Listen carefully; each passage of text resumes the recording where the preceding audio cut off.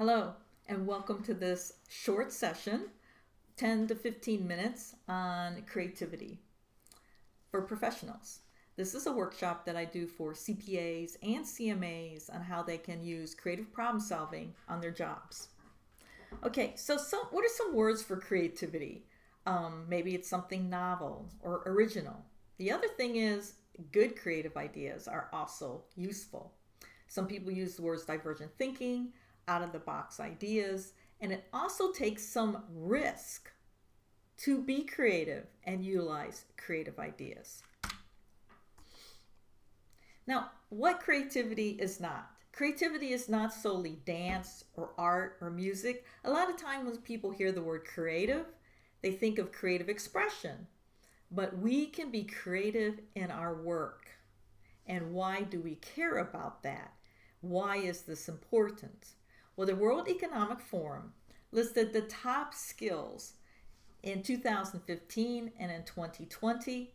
Now, in 2015, creativity was number 10 on the list. It's on the list. We know there's a lot of skills, and what you don't see here is I'm great at accounting. All right, nothing wrong with that. I'm a CPA.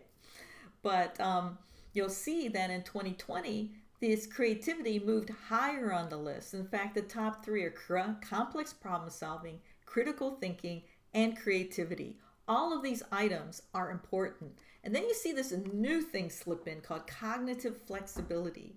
By the time this session is over, I will help you become more cognitively flexible. Now, there's also a survey done of 1,500 CEOs by IBM. And they said the number one skill needed today, it's a little old report, but I don't think it's changed, are creative leaders. Yes, creative leaders. Because why? Creative leaders can make more business model changes, and they invite disruptive innovation. We need disruptive innovation now more than ever. So many things are changing. They're comfortable with ambiguity. They don't have to just solve questions or problems immediately. Okay? They alter the status quo and they actually invent. These are the kind of leaders we need today. Now, many of us, when we have a problem, we try to solve it by staring at it and maybe talking to people about it. But that doesn't get us any closer to a solution. We want to be solution-based people, whether it's business people, solution-based accountants. So Harvard Business School was thought about different ways, and they propose not solving a problem by staring at it. They propose solving a problem by going into abstract thinking to get your solution. And I will talk about that in a little bit. Before we go any further, let's do a practice. You're like, what? Let's go for a practice? Yes. I want to ask you to write down unique uses for a brick. Unique uses for a brick. Okay, so take a moment. You can write those things down. And I'll give you 15 seconds to try to think of 5.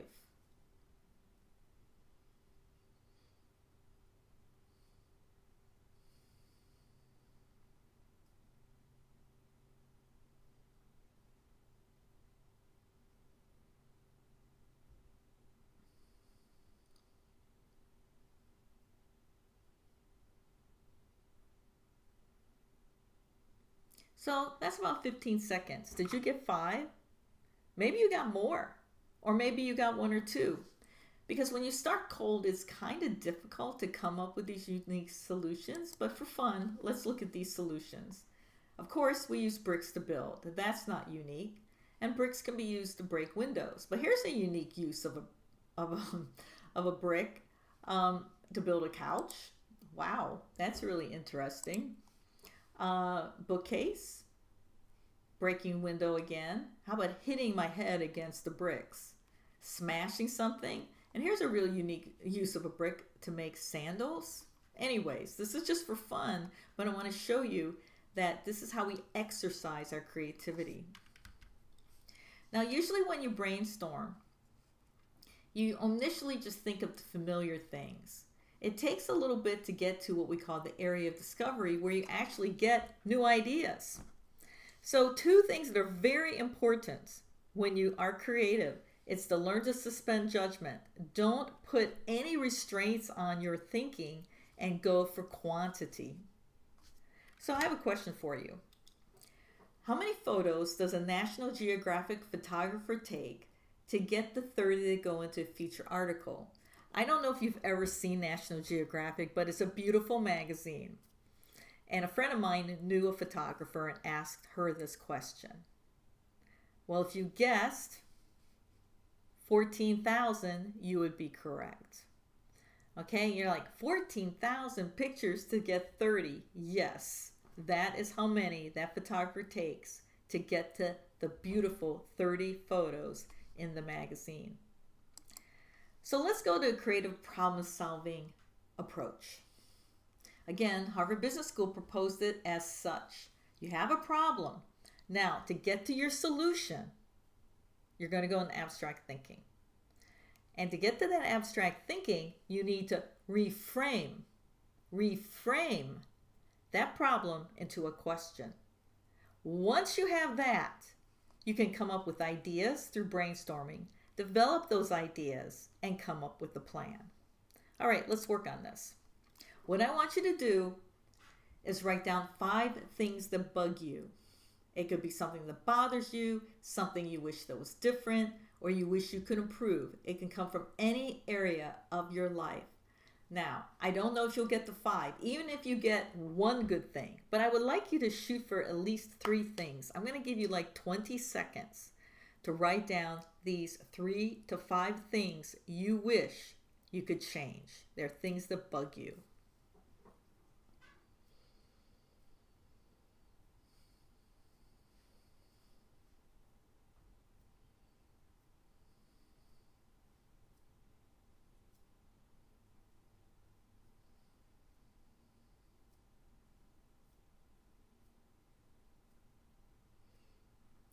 That's 20 seconds. I hope you were able to get something down.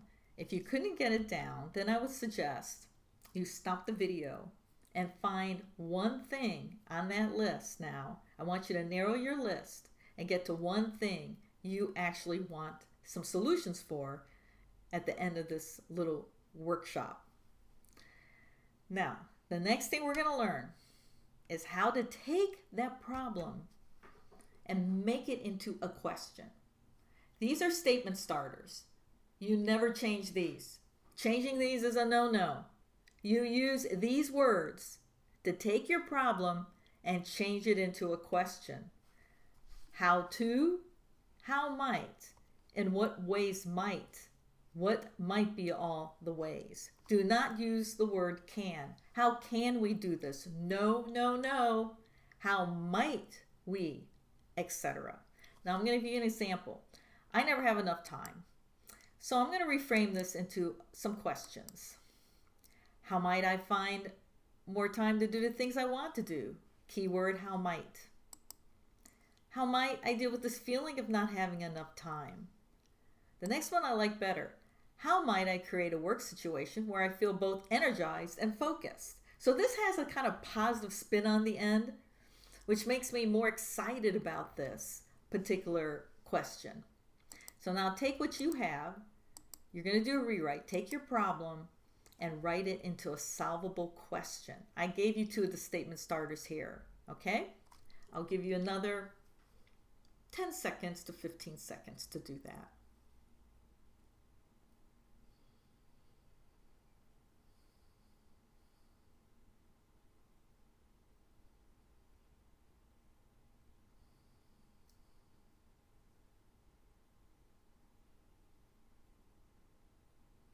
Were you able to get a question? If not, I would stop the video and write your question down, because now we're going to get to actually solving, coming up with solutions to your problem. Again, if you have a problem, you don't solve it by staring at it. You solve it by reframing the problem into a question. Once we get a question, now we can come up with solutions. So the idea of generating ideas and solutions has to do with going again for quantity. And go for some wild and crazy ideas. Now, whatever your question is, like my question is, how might I find some time? I need to find time to do the things I love to do. Okay, how might I do that? Or what might be all the ways? Now, I might run out of ideas. I might say, okay, well, I could do this, I could do that. But if you throw some questions in there, I have 4 questions listed here. All right, they could be anything. These are questions, these aren't like questions you must use. I'm just using this in this example. So let me just run through this very quickly. So I want to find more time. So what if I had $1 million to spend? Wow, if I had $1 million to spend, I might hire a cook. I might hire somebody to clean my house. I might hire someone to do the lawn care. I might hire somebody to take care of my pets. I will outsource the lawn work, everything like that. If I had $1 million, I would outsource a lot of things so I could find time to do things I love to do. But then my second question I came up, what if I had $5 to spend? Uh-oh, I don't have any money. Maybe I rearrange my day. Maybe I get a buddy system and work with someone on something. So those are, again, ideas I would get that don't cost money. My third question is, what if I was Spider-Man? Oh, well, Spider-Man had those webs, that would shoot out of his hands. So maybe I need to use those webs and get rid of things in my life. Like, maybe I'm spending too much time on things that I don't love doing. Maybe there's things I can just get rid of and unload. Maybe I need to spend less time on social media. But see, the difference is, I might say, I need to spend less time on social media. That doesn't help. What helps is, I need to spend less time on social media so I could do the things I love to do. And what if I was an owl? That's my fourth question. Well, owls are very wise, so maybe I need to use my brain differently. Or maybe I need to prioritize things better. So this is how you get solutions. So what I would do is go through your question, stop the video, and just write down ideas. Again, just write them on a piece of paper, write it on Post-it notes, then narrow it down to the best ideas. But I'm going to give you, again, 15 seconds to write down some ideas. And anything. Just pick one question and write down ideas. 15 seconds is not long. Shoot for 5 ideas.